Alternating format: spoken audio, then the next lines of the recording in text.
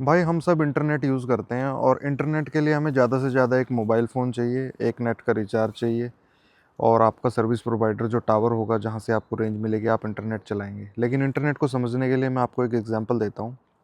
बचपन में हम सब ने एक गेम खेला होगा। 2 कप ले लीजिए आप, उसमें छेद करिए और एक धागा बाँध लीजिए। तो इधर से एक बंदा बोलेगा और दूसरा बंदा कान से उसको सुन पाएगा ईज़िली। वो कैसे सुन पा रहा है? वो इसलिए सुन पा रहा है क्योंकि उन कप्स के बीच में एक धागा था। उनकी हेल्प से आवाज़ दूसरे बंदे तक पहुँच गई। तो सेम इसी तरीके से दोस्तों, जो इंटरनेट है, ये पूरे वर्ल्ड में कैसे काम करता है? ये कुछ फाइबर ऑप्टिकल केबल्स हैं, जो समुद्र में, जो सी में बिछी हुई हैं और जो पूरे कॉन्टिनेंट्स को आपस में जोड़ती हैं। उन्हीं की हेल्प से इंटरनेट काम करता है वर्ल्ड वाइड।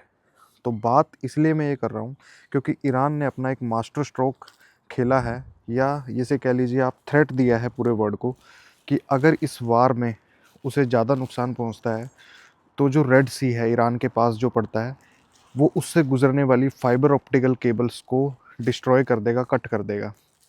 इसका इम्पैक्ट क्या होगा?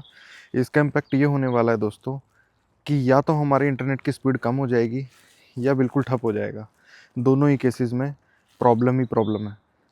तो सबसे पहले मैं बात करूँ, ये ऑप्टिकल केबल्स जो आती हैं ये यूएसए से स्टार्ट होती हैं। यूएसए आती हैं पहले, फिर आती हैं यूरोप में, देन डाइवर्ट हो जाती हैं अफ्रीका से लेके मिडल ईस्ट से होते हुए India and Australia, then again USA चली जाती है। तो इनकी जो मेंटेनेंस रखता है वो हमारे लिए प्राउड की बात है। एक इंडियन कंपनी है टाटा, जो पूरे वर्ल्ड में इन फाइबर ऑप्टिकल केबल्स जो इंटरनेट चलाती हैं, इनका मेंटेनेंस का काम हमारे पास ही है। तो इंडिया को घबराने की ज़रूरत नहीं है। हाँ, अगर ऐसा कुछ होता है तो स्लो डाउन हो सकता है, लेकिन ये एक मास्टर स्ट्रोक है ईरान का, और ईरान ने जिता दिया है कि भाई उसको हल्के में मत लो।